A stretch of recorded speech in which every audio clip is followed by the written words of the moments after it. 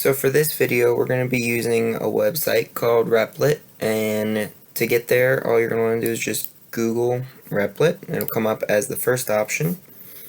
When you come in, you're going to have your options to log in if you have an account already, or you can sign up. So once you log into your account, you're going to be on this home page. The nice thing about Replit is you can code with any software, just about any software language that is out there.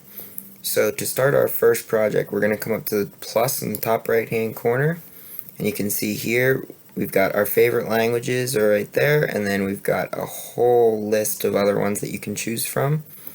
For this video, we're going to be using Java, so we're going to click Java. Over here is where we're going to name our project. We're going to name this one Introduction, create it,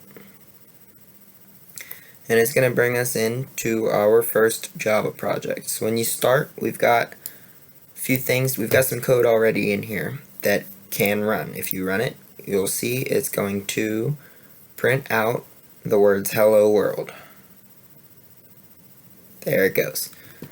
So what we've got here is we've got our main class, which has everything, and then our main method is right here. This is the main class. When we click the run button, it's going to start with this method right here. So anything we have written in here, it'll start from the top and work its way down to each line of code. So for this introduction video, we're going to start with just something simple. We're just going to add two numbers together. So to do that, we're going to need three variables. You need a variable for your first number, your second number, and for the sum of those two numbers. So numbers, we're going to want to use int for integer, an integer number, and we're going to call it num1, and you got to add a semicolon at the end. Notice there is a squiggly line saying something's not right. We're not using it anywhere. We'll get to that. So we've got num1, we're going to add num2, and we're going to add a sum so that we have these three variables. And we want to start, and we want to give them a value to start. We're going to do 0 because we're going to change those values to add the two numbers that we want to add together. So if we start, we want to ask to enter your first number.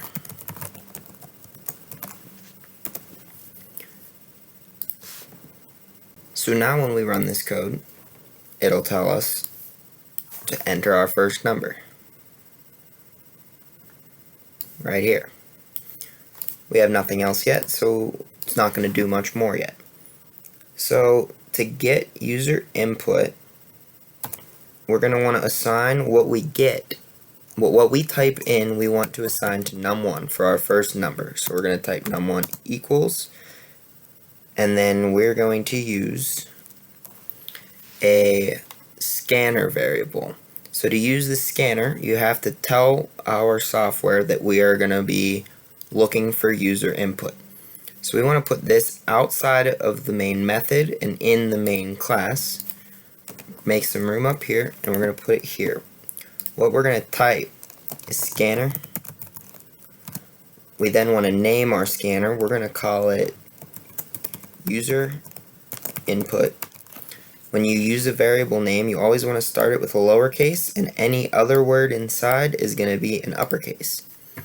User input equals, we're going to make a new scanner, parentheses, and inside there we have to write scanner.in for input, and end it with a semicolon. So now we have a scanner that can scan user input, and our username, or our variable name, is user input. So num1 we're going to want to use and assign it to user input dot next int.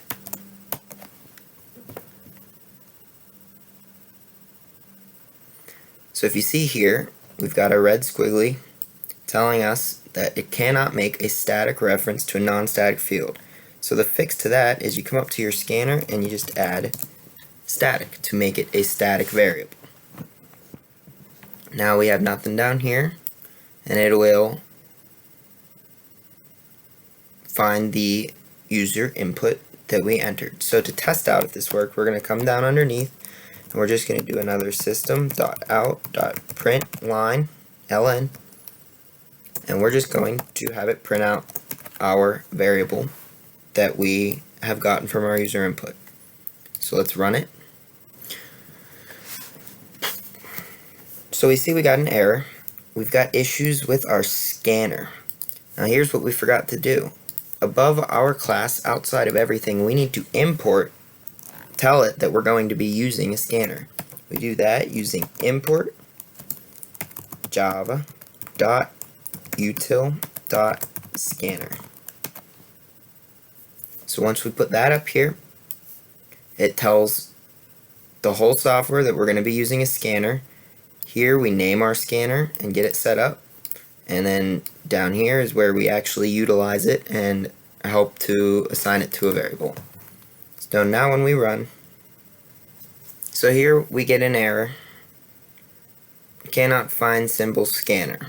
That would be because I used the wrong word here. It's system.in. It tells the system that we're getting input for the system.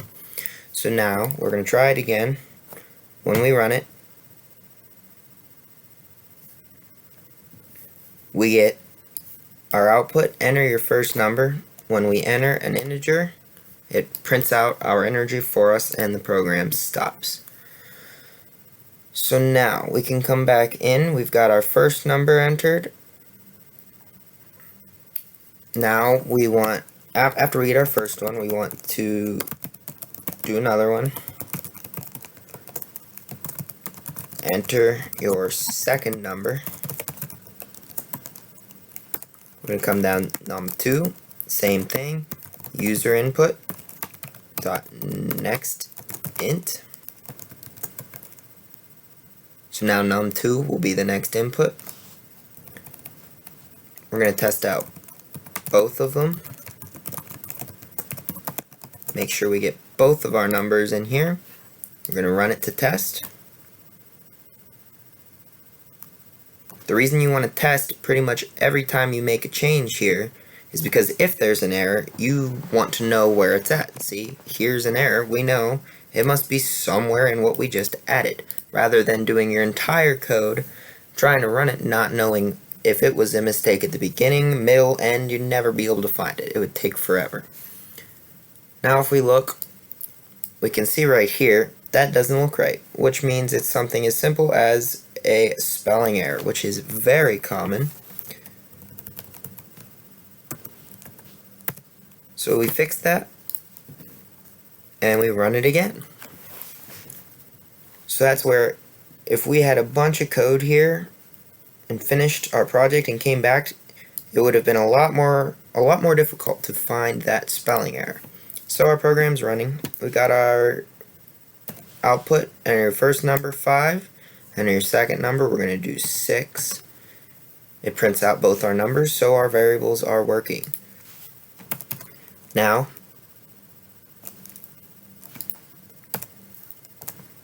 we can come down here, make sum. Our sum is going to be equal to num1 plus num2. And then once again, we'll do our checks, make sure that num1 and num2 are working. Then we're going to add another print statement to print out the sum of those two. So now when we run, here's our first number, here's our second number, prints out 5, 6, and the sum of 11. So if we want to make this a little bit easier to follow, we don't really know what these numbers are going on here, so we can come down into our print statements and add a comment that first number is, and use a plus, and keep the variable. Things that you want to print out, this will print out the first number is, because it's surrounded in quotes, this is going to print out the value of the variable num1. Do that again for down here. Second number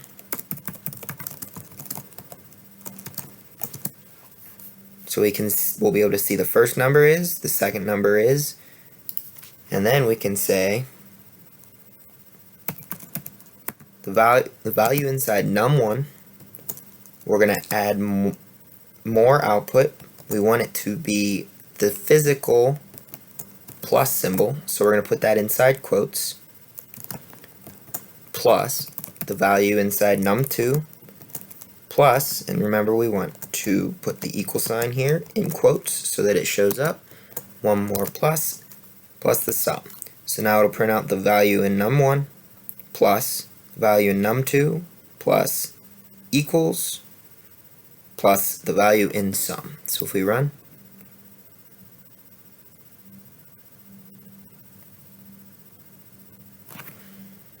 first number, second number, first number is 2, the second number is 5, 2 plus 5 is 7. So that's our basic introduction to coding with Java.